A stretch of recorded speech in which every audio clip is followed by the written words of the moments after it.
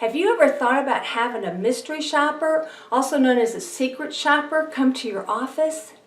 Well, there's no mystery about how much one of those can help you and your entire team deliver top-notch customer service. Because you need to find out what's working and what's not working. How well is your entire team following the scripts and the protocols that you have already developed? Hi, I'm Dr. Rhea Hogseth. I'm founder and director of the Pediatric Dental Team Association, and I want to talk to you a little bit about this because I think this is a prime time to do this. Get this research done because you've got the opportunity now to do it.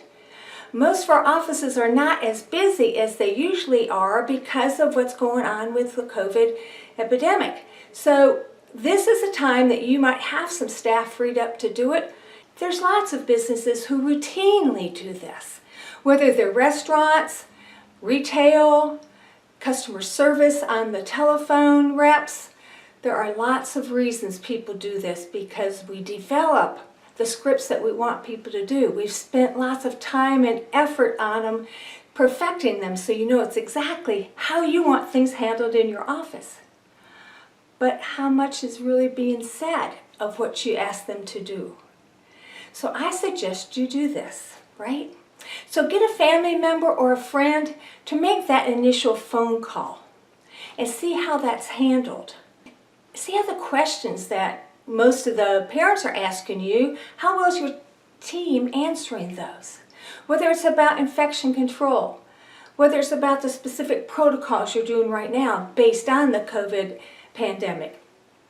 How do you handle insurance? What insurances do you take? How about payment plans? What else do you have for financial assistance?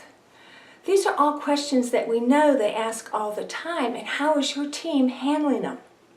Because you want not just the front desk to be able to answer that, you need everybody who's in contact with either a patient or the family of a patient to be able to answer those questions, right?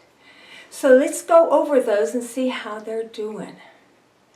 Now, you also might have them call and see about setting up a consultation appointment so that they can meet the doctor and see the staff.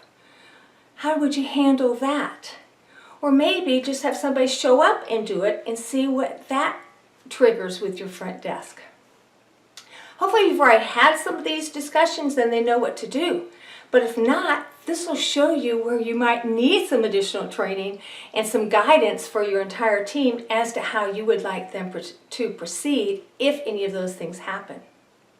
Now, on previous pearls, I've talked about kind of putting yourself in your patient's footsteps and walking through your office and seeing how the physical plant itself is, laying the chair, look at things throughout the office to look for how tidy it is, how clean it is, just how does it look. Well, now we've got everything kind of put away. So it's a whole different scenario than it was maybe 6 months ago or a year ago. So I would urge you to do it again. Have somebody come in and actually look at the physical plant.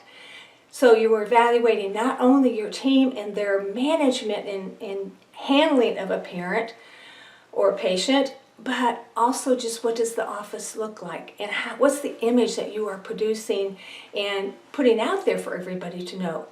Is it in alignment with what you want it to be? Also, when the parent comes in or when they are calling on the phone, does your team actually ask them to make an appointment? Or do they just answer the questions and say, oh, just let us know. You know, call us back if you have any more questions or when you're ready to schedule. So things are important to go ahead and at least get their name and a phone number or an email up front.